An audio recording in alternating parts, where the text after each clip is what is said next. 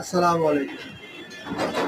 আমি কুষ্টিয়া জেলা কুমারখালী থানা বাঁশগ্রাম বাজার থেকে বলতেছিলাম। আমি মোহাম্মদ আজিজুর রহমান। আমার একটা ইলেকট্রিক হার্ডওয়্যারের দোকান আছে।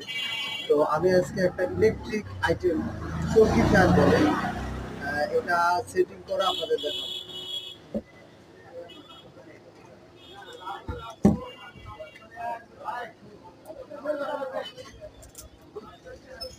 এটা চৌকি ফ্যান বলে।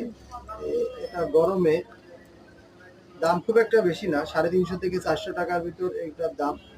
কিন্তু গরমে এই ফ্যানটা খুবই কার্যকর।